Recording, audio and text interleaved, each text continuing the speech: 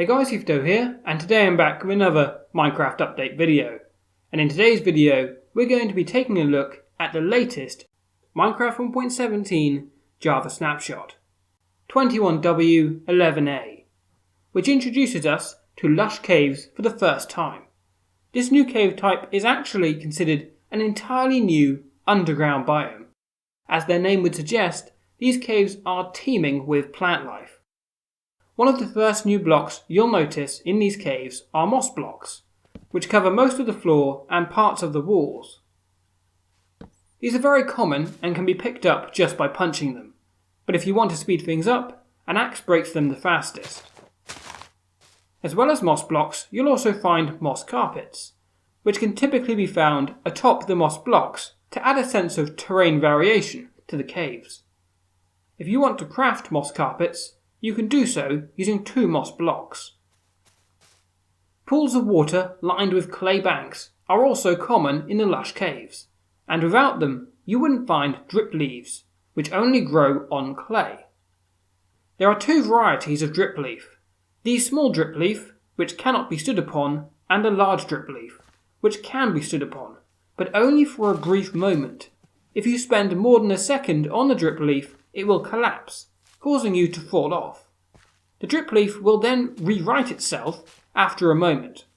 These are absolutely perfect for parkour, and I have no doubt that once 1.17 releases, there will be plenty of custom maps which utilise that fact. Another thing you'll see a lot of in Lush Caves are azaleas. There are 2 different varieties of these shrubs, including plain and flowering. They work well as decorative blocks, but can also be used in your composter or as fuel if you so wish. If you look to the roof of the Lush Caves, there are 2 more plant types you can expect to find, the first of which are glowberries.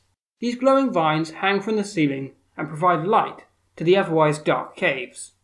You can harvest the berries by right-clicking on PC, that's your use item button for those of you on Bedrock.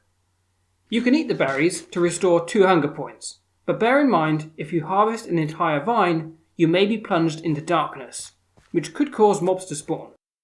In time, the berries will regrow, but if you can't wait until then, you can speed up the process with bone meal.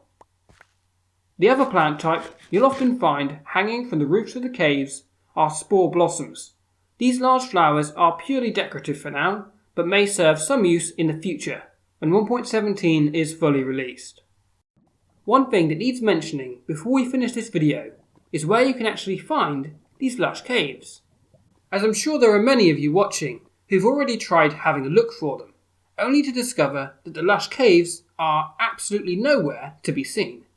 The reason for this is that they haven't yet been added to the standard world generation. So currently, the only way to see Lush Caves is to create a new world, go to more options, and then change the world type to a single biome. Hit Customize, then scroll down to Lush Caves.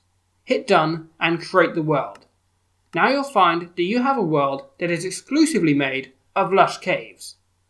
Of course, if you're watching in the future, then by the time you're watching this, Lush Caves will likely have already been added fully into world generation, so that you'll be able to find them in a standard Minecraft world on both Minecraft Java and Bedrock Edition.